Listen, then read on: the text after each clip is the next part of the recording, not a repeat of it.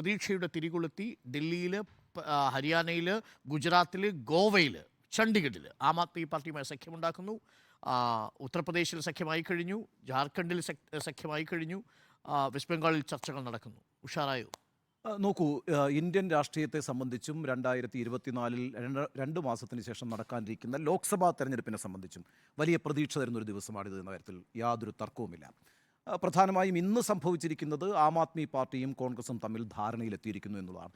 നമ്മൾ പ്രതീക്ഷിച്ചിരുന്നത് വലിയ തർക്കങ്ങളിലേക്ക് പോകുമായിരുന്ന ഒരു സഖ്യ സാധ്യത അത് ഇപ്പോൾ യാഥാർത്ഥ്യമായിരിക്കുന്നു എന്നുള്ളതാണ്. അപ്പോൾ ഡൽഹിയിൽ ഇപ്പോൾ 4 സീറ്റിൽ ആം ആദ്മി പാർട്ടി മത്സരിക്കുന്നു, 3 സീറ്റിൽ കോൺഗ്രസ് മത്സരിക്കുന്നു. മുമ്പൊക്കെയും ഇവർ ഭിന്നിച്ച് നിന്ന് മത്സരിച്ചപ്പോൾ അതിൻ്റെ അഡ്വാൻറ്റേജ് കിട്ടിയിട്ടുള്ളത് ബി ജെ പിക്കാണെന്ന കാര്യത്തിൽ തർക്കമില്ലല്ലോ. 7 സീറ്റിലും തൂത്തുവാരി ബി ജെ പി വിജയിച്ചുകൊണ്ടിരിക്കുന്ന ഒരു സംസ്ഥാനമാണ് ഡൽഹി. അപ്പോൾ അവിടെ ഈ ഒരു സഖ്യം വരുന്നതോടുകൂടി തന്നെ അങ്ങനെ ബി ജെ പിക്ക് ഒരു അഡ്വാൻറ്റേജ് അവിടെ ഉണ്ടാകില്ല എന്ന കാര്യത്തിൽ യാതൊരു തർക്കവുമില്ല. അതുമാത്രവുമല്ലല്ലോ, തൊട്ടടുത്ത് കിടക്കുന്ന ഹരിയാന എന്ന് പറയുന്ന സംസ്ഥാനം. ആ ഹരിയാന എന്ന് പറയുന്ന സംസ്ഥാനത്ത് കഴിഞ്ഞ തവണത്തെ അത്രയും നേട്ടമുണ്ടാക്കാൻ കഴിയില്ല എന്ന് ബി ജെ പി തന്നെ ഉറച്ചു വിശ്വസിക്കുന്ന ഒരു സംസ്ഥാനമാണ് ഹരിയാന. അവിടെയാണ് ആം ആദ്മി പാർട്ടിയും കോൺഗ്രസും കൂടി സഖ്യത്തിലെത്തുന്നത്. അവിടെയും സ്വാഭാവികമായും വലിയ അത്ഭുതങ്ങൾ 2024 ഉണ്ടാക്കും. എന്നെ സംബന്ധിച്ചിടത്തോളം ഏറ്റവും പ്രധാനമായ മറ്റൊരു സഖ്യധാരണ എന്ന് പറയുന്നത് ഗുജറാത്തിൽ സംഭവിച്ചതാണ്.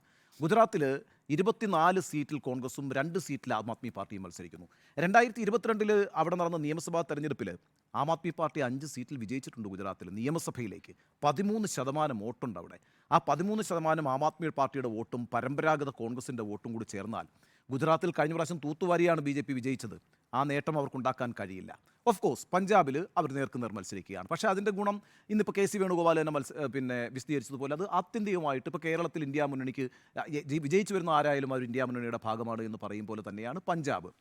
അപ്പോൾ ആ അർത്ഥത്തിൽ ഇന്ന് വളരെ പ്രതീക്ഷ നൽകുന്ന ഒരു അലയൻസ് പ്രഖ്യാപനമാണ് ഉണ്ടായിട്ടുള്ളത്.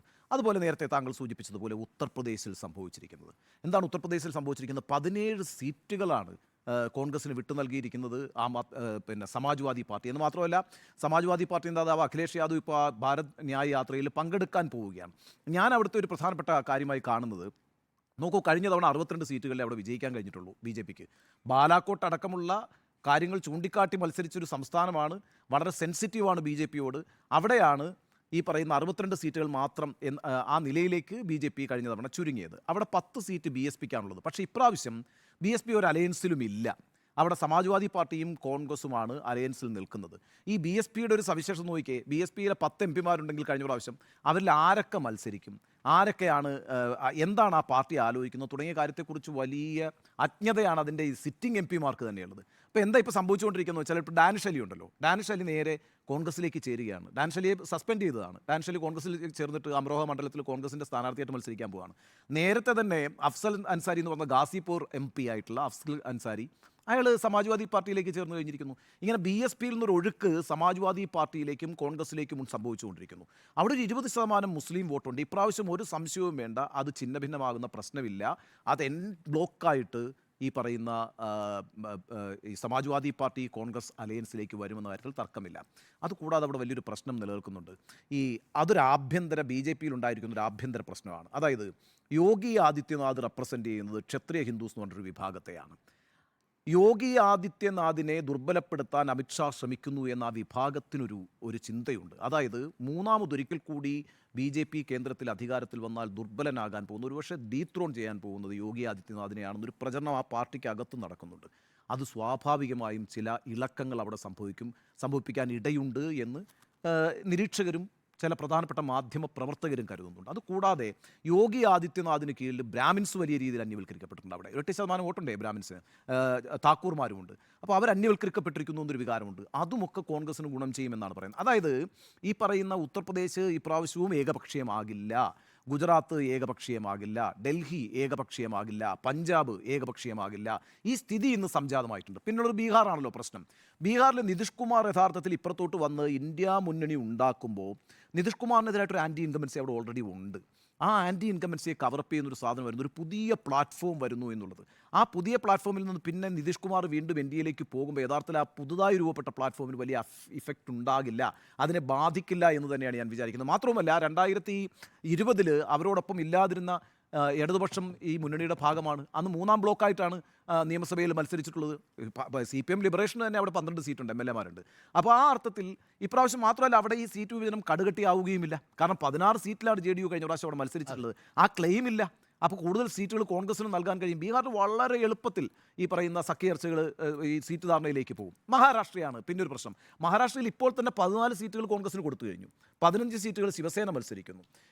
ഈ ആകപ്പാട NCPക്ക് 9 സീറ്റ് കൊടുത്തിട്ടുണ്ട്. 2 സീറ്റെങ്ങാണ്ട് ചെറിയ 2 പാർട്ടികൾക്ക് കൊടുത്തിട്ടുണ്ട്. ബാക്കി ഒരു 8 സീറ്റിലാണ് അവിടെ തർക്കം നിൽക്കുന്നത്. ആ 8 സീറ്റുകൾ അടുത്തത് 27-ാം തീയതി മീറ്റിംഗ് നടക്കുകയാണ്, അവിടെ പരിഹരിക്കപ്പെടും.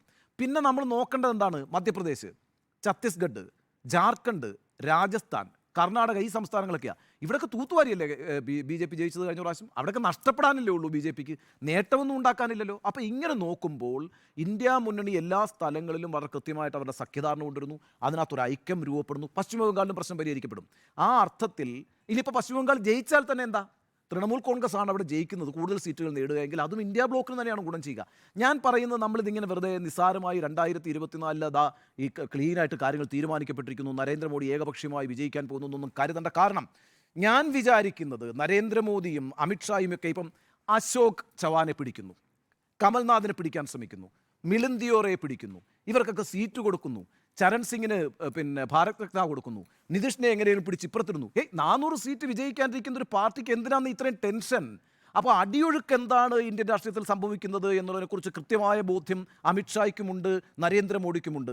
ഞാൻ വിചാരിക്കുന്നത് ഈ 2024 ഈ 370 സീറ്റ് എന്നൊക്കെ പറയുന്നത് 280 കടക്കുമോ BJP എന്നതിനെക്കുറിച്ച് ഇന്നത്തെ സാഹചര്യത്തിൽ എനിക്ക് ആശങ്കയുണ്ട്. ഞാൻ പറയുന്നത് ഇന്നത്തെ സാഹചര്യമാണ്, അതിനകത്തൊന്നും എനിക്ക് ഭയവുമില്ല. 280 ഞാൻ പ്രതീക്ഷിക്കുന്ന BJPക്ക്. അങ്ങനെ ഒരു വിലയിരുത്തൽ തന്നെയായിരിക്കും ദേശീയ നേതൃത്വം ഉണ്ടാകുക. ആ അങ്കലാപ്പിലാണ് ഈ പറയുന്ന എല്ലാ കാര്യങ്ങളും അവർ ചെയ്തുകൊണ്ടിരിക്കുന്നത്. അയോധ്യ പോലുള്ള വിഷയമൊന്നും ഈ വലിയ രീതിയിലൊരു ഇമ്പാക്റ്റ് ഈ 2 മാസത്തിന് ശേഷം നടക്കാനിരിക്കുന്ന തെരഞ്ഞെടുപ്പിൽ ഉണ്ടാക്കുമെന്നും ഞാൻ പ്രതീക്ഷിക്കുന്നില്ല. അതുകൊണ്ട് ഇന്ത്യ മുന്നണി കൂടുതൽ ശക്തമായി വന്നിരിക്കുന്നു. ഇന്ത്യ മുന്നണിയിൽ ധാരണ രൂപപ്പെട്ടിരിക്കുന്നു. ആ ധാരണ ഒരു റിസൾട്ട് കൃത്യമായി ഉണ്ടാക്കും. കുറഞ്ഞ പക്ഷം അതിശക്തമായ ഒരു പ്രതിപക്ഷം ഇന്ത്യയിൽ രൂപപ്പെടുമെന്ന കാര്യത്തിൽ എനിക്ക് യാതൊരു തർക്കവും ഈ നിമിഷമില്ല.